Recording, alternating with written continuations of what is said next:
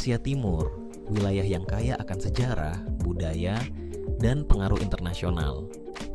Di sini, kita akan mengeksplorasi keberadaan komunitas Yahudi yang terbatas namun berpengaruh.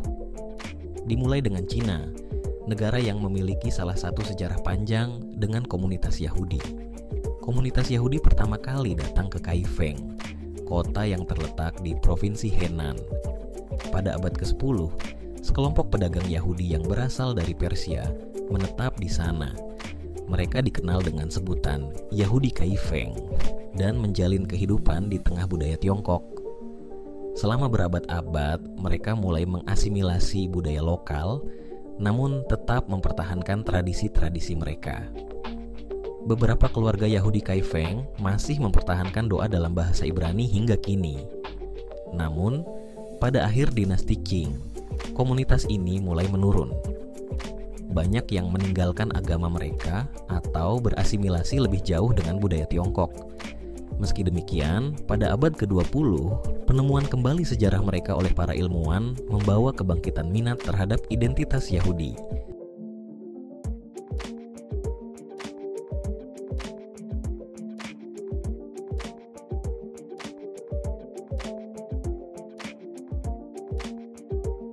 Kini, beberapa anggota komunitas Kaifeng mulai menjelajahi akar Yahudi mereka lagi. Berlanjut ke Shanghai, kota yang menjadi tempat berlindung bagi pengungsi Yahudi selama Perang Dunia II. Pada tahun sekitar 1930 dan sekitar tahun 1940, banyak keluarga Yahudi, terutama dari Jerman dan Austria, mencari perlindungan di sini. Shanghai menjadi rumah bagi mereka yang melarikan diri dari penindasan Nazi. Di kota ini, mereka membangun sinagoga, sekolah, dan organisasi sosial untuk mendukung sesama pengungsi. Meskipun setelah perang banyak yang meninggalkan Shanghai, jejak sejarah mereka tetap ada. Kini, beberapa bangunan peninggalan dan cerita pengungsi tetap dikenang. Selanjutnya, kita beralih ke Jepang yang juga memiliki sejarah unik tentang komunitas Yahudi.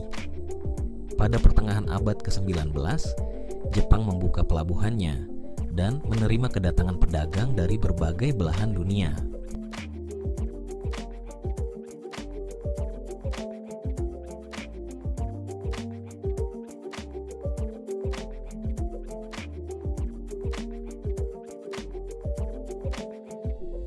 Di kota Yokohama, beberapa pedagang Yahudi menetap dan berbisnis.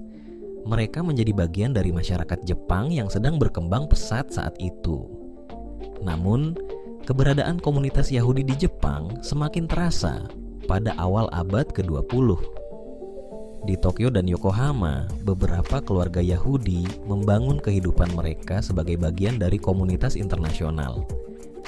Saat Perang Dunia Kedua berlangsung, Jepang menjadi tempat berlindung bagi sejumlah pengungsi Yahudi. Mereka adalah orang-orang yang melarikan diri dari Eropa yang dilanda kekacauan perang. Di kota Shanghai, yang berada di bawah pendudukan Jepang pada waktu itu, banyak pengungsi Yahudi yang menemukan suaka. Mereka tinggal dan melanjutkan kehidupan mereka dengan membangun jaringan sosial yang kuat. Meskipun jumlah komunitas Yahudi di Jepang relatif kecil, pengaruhnya tetap ada. Kini, di Tokyo, beberapa sinagoga dan pusat budaya Yahudi melayani komunitas internasional yang tinggal di sana. Sekarang, kita menuju Mongolia, negara yang tidak memiliki komunitas Yahudi yang signifikan. Namun, dalam sejarah, ada beberapa catatan tentang orang Yahudi yang melakukan perdagangan di wilayah ini. Pada masa dinasti Qing yang menguasai bagian Mongolia, ada kemungkinan sejumlah pedagang Yahudi lewat di sana. Namun, Mongolia tidak memiliki jejak sejarah yang kuat terkait dengan komunitas Yahudi. Meskipun demikian, Mongolia tetap memiliki kaitan dengan sejarah perdagangan dan hubungan antar bangsa, meskipun tanpa adanya komunitas Yahudi yang besar. Kehadiran orang Yahudi di Mongolia hanya bisa dipahami dalam konteks sejarah perdagangan internasional pada masa lalu. Meskipun komunitas Yahudi di Asia Timur relatif kecil, mereka memiliki pengaruh yang tak bisa dipandang sebelah mata. Di Cina, Jepang, dan Korea Selatan, kontribusi mereka terhadap sejarah perdagangan, diplomasi, dan budaya tetap diingat.